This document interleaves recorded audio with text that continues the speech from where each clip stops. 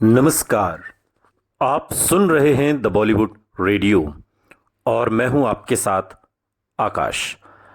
दोस्तों, आज के इस पॉडकास्ट में बात राजेश खन्ना, हेमा मालिनी और डिंपल कपाड़िया की। राजेश खन्ना और हेमा मालिनी के बीच जटिल रिश्ते और डिंपल कपाड़िया के साथ उनकी दोस्ती ने बॉलीवुड की कई फिल्मों को प्रभावित किया। हेमा मालिनी और राजेश खन्ना के बीच मतभेदों के बावजूद डिंपल की दोस्ती ने उनके संबंधों को एक नया आयाम दिया था। डिंपल को धर्मेंद्र के हेमा मालिनी से शादी करने का बिल्कुल भरोसा भी नहीं था। राजेश खन्ना चूंकि अपने दौर के बड़े स्टार रहे, सुपरस्टार रहे, इंडियन सिनेमा के पहले सुपरस्टार का दर्जा उन्हें हासिल है।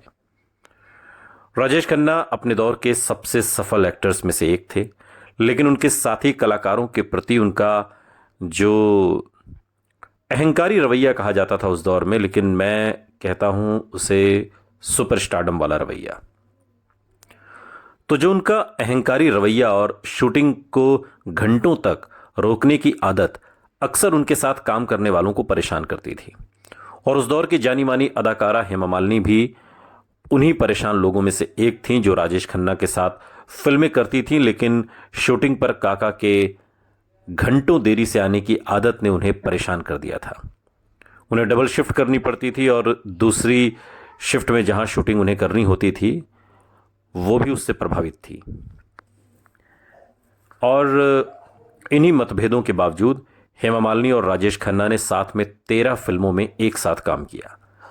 और इसकी वजह थी हेमा मालिनी की डिंपल कपाड़िया से दोस्ती, जो उस समय राजेश खन्ना से नई नई शादी करके आई थीं। जब डिंपल कपाड़िया की मुलाकात हेमा मालिनी से हुई तब वो टीनेजर थीं। हेमा डिंपल से तकरीबन 9 साल बड़ी थीं। चूंकि दोनों अपने निजी जीवन में संघर्ष कर रही थीं, इसलिए उनकी गर्मजोशी भरी दोस्ती हो गई। हेमा मालिनी उन दिनों अफेयर में थीं और ये अफेयर धर्मेंद्र से तब शुरू नहीं हुआ था। किस्से जितेंद्र के साथ चल रहे थे और कुछ और कहानियां भी थीं, लेकिन धर्मेंद्र को लेकर हेमा मालिनी उस दौर में सीरियस नहीं थी। हेमा मालिनी की जीवनी Hema Malini beyond the dream girl में एक्ट्रेस ने एक किस्सा साझा किया कि राजेश खन्ना उनके साथ अजीब व्यवहार करते थे। चूंकि वो उन्हें कोई खास तवज्जो नहीं देती थी, इसलिए वो उन्हें अहंकारी मानते थे। यानी कि राजेश खन्ना हेमा मालिनी को अहंकारी कहते थे, और तब जब सारी फिल्म इंडस्ट्री राजेश खन्ना को अहंकारी मान रही थी। हेमा मालिनी को भी उनके बारे में यही महसूस होता था। लेकिन इस दौरान हेमा मालिनी अक्सर डिंपल को देखती थीं, जो अपने पति के साथ शूटिंग के लिए आती थीं। दोनों एक दूसरे की हमराज बन गईं और दोनों में गाढ़ी दोस्ती हो गई।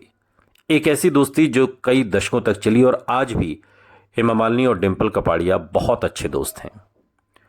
डिंपल और राजेश खन्ना की शादी तब हुई थी जब डिंपल केवल 16 साल की थी और राजेश खन्ना 32 साल के थे। कहने को तो ये 16 साल का लंबा फासला है, लेकिन 32 साल भी कोई बहुत ज़्यादा उम्र नहीं होती अगर आज के दौर में आप देखें तो।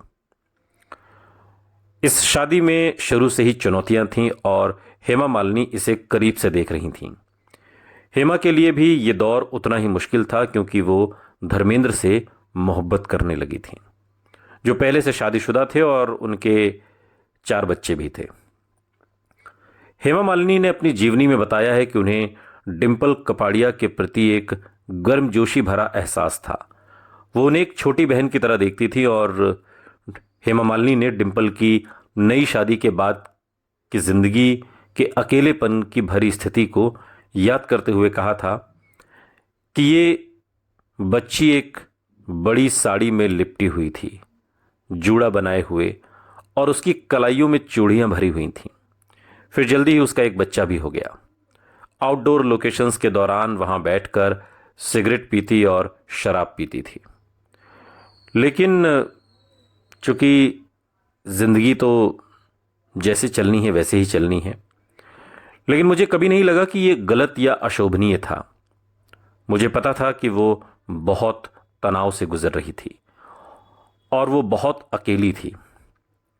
राजेश खन्ना पूरे दिन शूटिंग करते थे और शाम को अपने दोस्तों के साथ देर रात तक बातचीत करते, पार्टी करते, खन्ना दरबार लगाते, जहां रात में वो 12-11 बजे तो शुरू होता और सुबह के 5 बजे तक चलता था। पूरी रात वो बैठकर शराब पीते, बातें करते। डिंपल के पास कोई साथी नहीं था। न तो पति राजेश खन्ना के पास फुर्सत थी, न उनका कोई दोस्त था, और सिर्फ मैं थी जो डिंपल के बहुत करीब थी। लेकिन मेरी भी अपनी सीमाएं थीं। डिंपल को किसी बात की ज़रूरत थी, और क्योंकि हेमा मालिनी अक्सर अपने माता पिता के साथ सफ़र करती थी, तो डिंपल उनके साथ समय बिताती थी। उन्होंने बताया कि मुझे लगता है कि उसे वो पारिवारिक माहौल बहुत पसंद था, इसलिए वो हमारे साथ बहुत समय बिताती थी। हेमा मालिनी ने हिंट दिया कि उसका निजी जीवन भी कई बाधाओं से गुजर रहा था और वो डिंपल से सलाह भी लेती थी। उस वक्त हेमा मालिनी, उनकी भी निजी जीवन में बहुत कुछ हो रहा था, और मैं इस बारे में डिंपल से बात करती थी कि देखिए, मैं तब शादीशुदा नहीं थी, जबकि वो शादीशुदा थी, इसलिए कुछ ऐसी चीज़ों की सलाह लेती थी जो शायद मुझे वो दे सकती थी। चूँकि मेरा कोई शादी का तजुर्बा नहीं था कि शादीशुदा ज़िंदगी में क्या होता है, कैसे होता है, कैसे केयर करनी है, कैसे शादीशुदा ज़िंदगी को संभालना है। लेकिन डिंपल शादीशुदा थी, तो मुझे लगता था कि वो मुझसे ज़्यादा तजुर्बेकार है। दूसरी ओर डिंपल भी अपनी समस्याओं से जूझ रही थी। उन्होंने बहुत कम उम्र में एक सुपरस्टार से शादी की थी। अपनी हिट डेब्यू फिल्म बॉबी के बावजूद उन्हें फिल्में छोड़ने के लिए मजबूर किया गया था, और उन्होंने बहुत कम उम्र में ही मदरहुड को भी अपना लिया। उनके पास बहुत सारी जिम्मेदारियां थीं, लेकिन इसके बावजूद वो हेमा मालिनी की सच्ची दोस्त थीं। डिंपल ने उसी किताब में याद किया कि उनके हवाले से लिखा गया है कि उनका मानना था कि धर्मेंद्र कभी हेमा मालिनी से शादी नहीं करेंगे। उन्होंने कहा था कि देखिए, मैं उन दिनों इतनी गुस्सैल थी कि उनकी समस्याओं पर भड़क जाती थी। मैं उन्हें कहती थी कि यह आदमी तुमसे कभी शादी नहीं करेगा। धर्मेंद्र के लिए हेमा मालिनी से डिंपल कहती थी, तुम्हें जागना होगा और इसके बारे में कुछ करना होगा। और अगर उसने मेरी बात मान ली होती तो आज धर्मेंद्र और हेमा मालिनी की जोड़ी ना बनती। आपको बता दें कि धर्मेंद्र और हेमा मालिनी की शादी 1980 में हुई थी और इनकी 2 बेटियां हैं, ईशा और अहाना देओल।